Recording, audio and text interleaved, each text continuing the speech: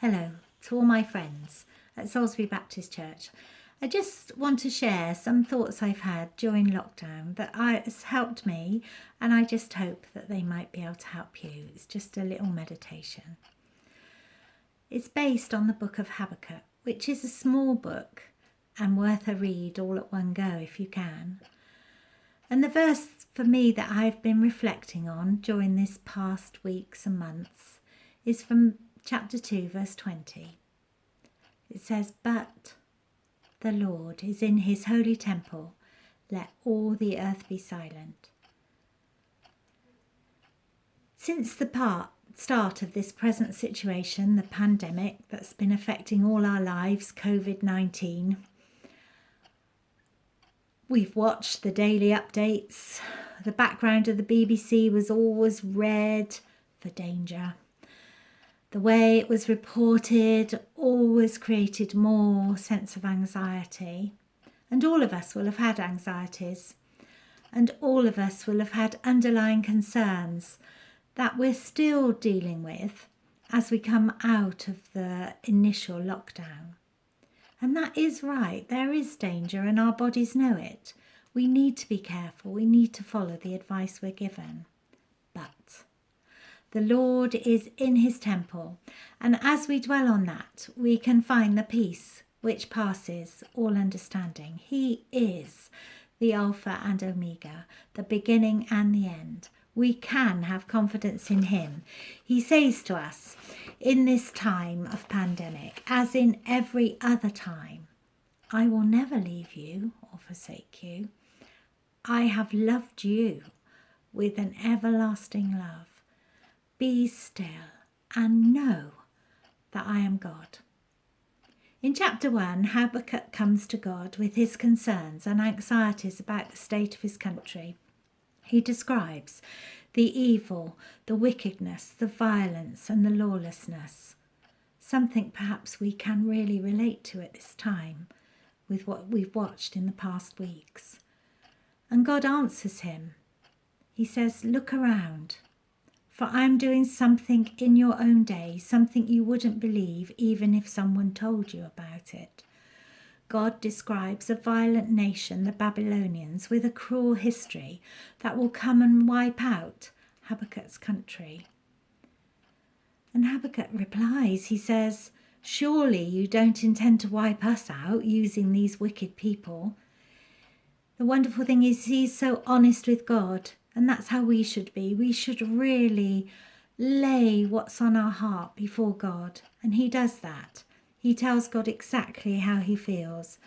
But then he says, "I will climb up to my watchtower and stand at my guard post, and I will wait to see what the Lord says." Sometimes the reason that we're not getting the answers to our questions is that we're not willing to pause and wait long enough for God to speak to us and reveal what's on his heart. We've been in a time of pause, haven't we? When we weren't able to go out, make plans, go on holiday, move house, even have a day out. Simple things we could never have imagined we would not be allowed to do. But we have had this time of pause, and we have had time to listen like Habakkuk and wait and see what God wanted to say to us as individuals and as a church. What are his plans in this situation? How can we grow through this? It can be a positive time for us as individuals and a church. Habakkuk really knew who he was talking to. He describes him, the Lord of all the earth. He was prepared to wait. He had confidence that he had been heard. He was prepared to act out the be still and know. God answers him with a detailed description of the folly of those who follow wickedness as a way of life. He clearly tells Habakkuk that they will not ultimately succeed. God states the earth will be filled with the awareness of the glory of the Lord. I know that's hard for us to think sometimes in what we hear and see. But the Lord is in his holy temple. Let all the earth be silent before him. Listening to all this gives Habakkuk hope, not in the current situation, but in the one who is over all things. He sings an amazing prayer to God. He speaks of the awe he feels as he listens to God. Then he describes an amazing vision he has of the Lord, his brilliant splendor, his power, and his eternal presence. God encourages Habakkuk to write down what he's saying to him. If and when we hear from God, it's so good to record it. I have kept journals at different times in my life, and it can be so encouraging to read back the insights God gave you for that particular time in your life, the hope and encouragement. The enemy would like us to forget. Let's remember God's goodness and the way he has brought us through as individuals and as a church. Habakkuk feels physically the fear within himself as he looks at the past history and looks forward to what is ahead for his people. But again, he states, I will wait quietly. He describes how bad it will get. No blossoms on the fig tree, no grapes on the vines, the olive crop failing, the fields empty, the flocks dying. But then amazingly, because of his experience of waiting and listening and seeing God, he is able to say, I will rejoice in the Lord. I will be joyful in the God of my salvation. The sovereign Lord is my strength. He makes me able to tread upon the heights. Can we say that?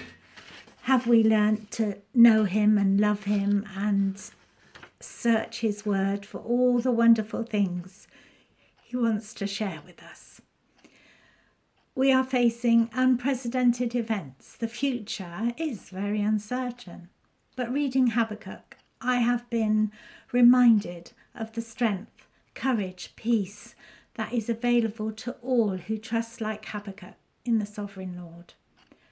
When I feel anxious, and I do get anxious like everybody else, I will remind myself of Scripture and of the glory and loveliness and faithfulness of the God I have put my hope in. The fact that God can see the big picture, he knows the end from the beginning, that is something that we can really hold on to.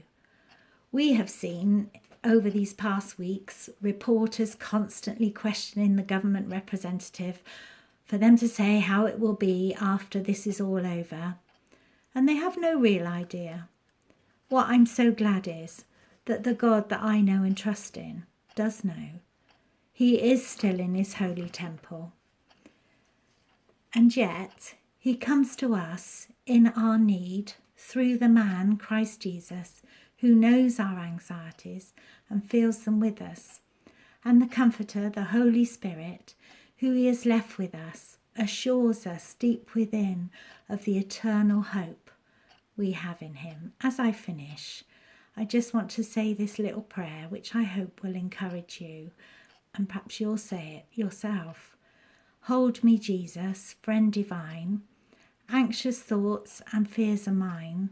Still I trust your loving care, knowing that for me you're there. Hold me, Saviour, loving Lord, though ahead the way seems hard, though I wonder what will be, faith still trusts your love for me. Trust the one who from his throne makes my cares his very own. God bless you. Amen.